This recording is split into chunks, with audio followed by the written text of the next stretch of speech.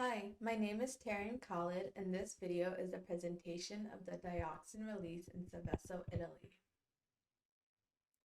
This presentation will discuss the purpose and objectives, background, prior impacts, the series of events, the regions that were affected, and impacts on health, environment, and the economy. The purpose of this presentation is to explain what dioxin is and why this day was significant, to understand the consequences, including the human health, environmental, and economical impacts. And finally, to understand that there were consequences and measures taken to fix the problem. The Seveso disaster occurred on July 10, 1976, around 12:37 p.m. The chemical plant, called the ICMESA, had the explosion because of temperatures rising above 160 degrees Celsius. When combined with high pressure, the valve broke, exposing 37,000 people in Seveso, and this released sodium hydroxide, ethylene glycol, and sodium trichlorophenol. Dioxin was a dangerous byproduct. Dioxin is a known human carcinogen according to the IARC, and this became the highest exposure of dioxin in a residential area. Dioxin is also known as TCDD. This hasn't been the only event with dioxin exposure. Up until 1976, there have been four well-known incidents with bad effects. In 1976, we have the Seveso incident. Another chemical plant exploded and it released dioxin and gave long-term detrimental health effects. The impact started on July 10, 1976, when the valve blew out and released toxic clouds with 15 to 30 kilograms of TCDD. The next day, children broke out in fever and intestinal problems. Crops were burned, and the plant informed officials of releasing nothing more than a herbicide. People were warned not to eat the crops from anywhere, even from their gardens. The next day, people suffered dioxin poisoning, pets and animals died. The next week, the plant admitted to releasing dioxin. 2 weeks later, locals told people to evacuate. In August, all agricultural activity was stopped. Locals continued to tell people to leave. In 1982, the plant was demolished and waste was placed in barrels. Seveso directives enforced regulations. In 1983, officials were found guilty of the disaster and 168 million was paid in damages to decontaminate, dispose, and provide housing.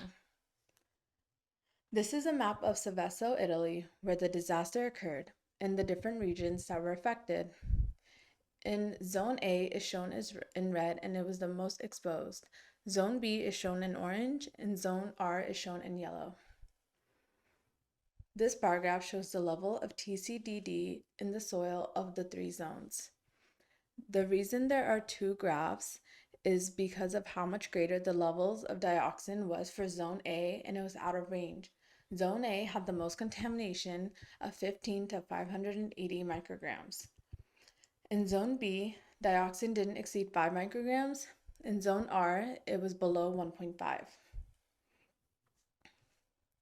TCDD serum levels were measured in parts per trillion in adults of all three zones.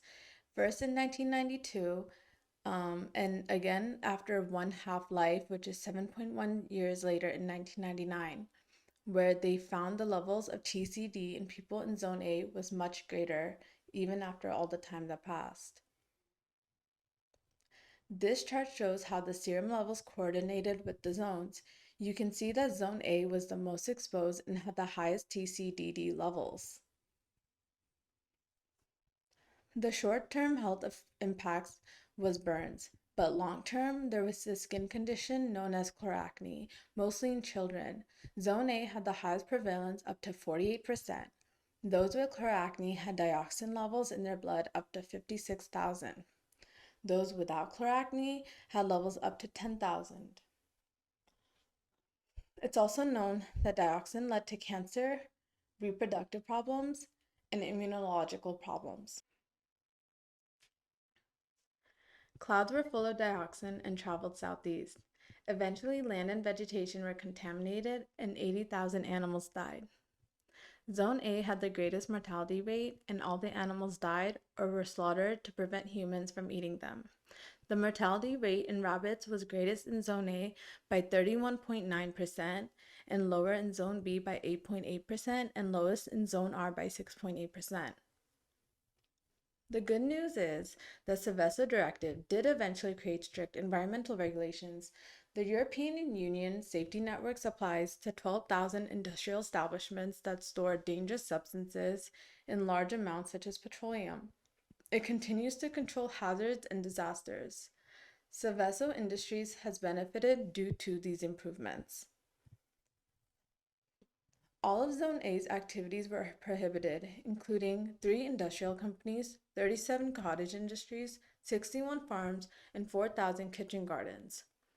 Overall, because of the contamination, no one wanted to buy products made in Seveso, and people lost their jobs. The value of their homes also deteriorated. In summary, the dioxin disaster destroyed homes for thousands of people and the first time to happen in a residential area. It led to contamination of the soil, death and slaughter of many animals, and wilted away crops. There were short term health effects, such as burns, but also long term, such as chloracne. The good news is that it led to regulations in environment and safety that improved products and made workers knowledgeable. Thank you.